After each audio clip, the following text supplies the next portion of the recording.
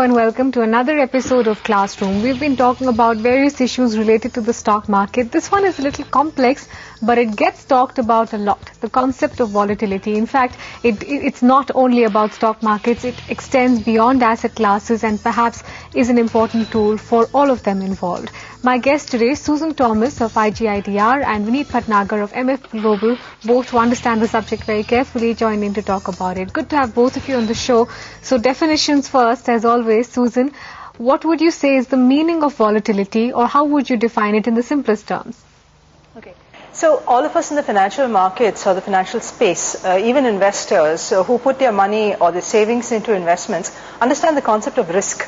That we make an investment today of 100 rupees and we expect that the investment is going to come out or be redeemed in 5 years' time, and the return is a number that the project promises. So if it is 10%, we expect that in 5 years that 100 rupees will become 110.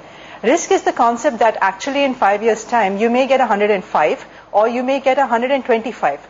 Our perception of the exact amount of what we are going to get back is fuzzy, and that fuzziness is what is called risk. Now, how is that related to volatility? Volatility is trying to put a number to the measure of risk, and that's in as simple terms as I can put it as possible, that volatility is a numerical measure of the risk in any financial instrument.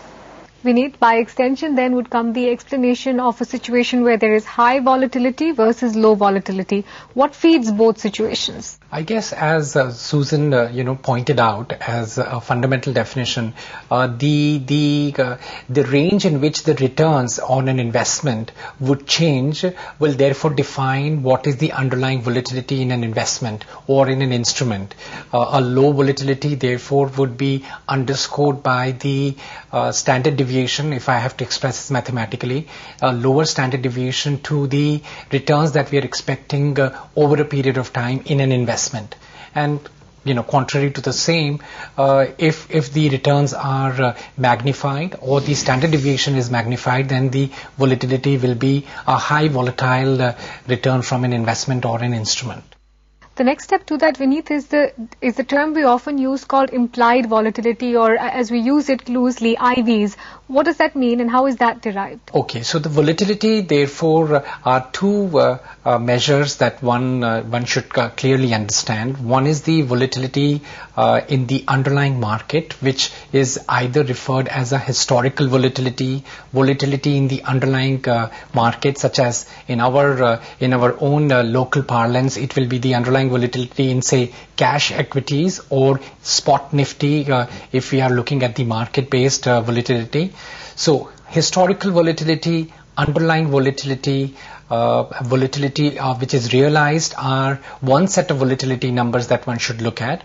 And the other volatility which you are referring to, which is the implied volatility, is the volatility that is captured in an option that could be traded either on a market benchmark or any other instrument, for example, a Reliance option, in which case it is capturing the implied volatility of a Reliance as a stock.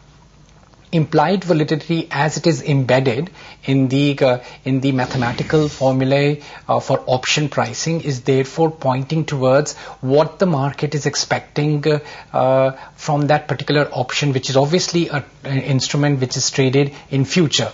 If one is looking at a long-dated option, one is therefore referring to an implied volatility from that particular instrument over a longer period of time.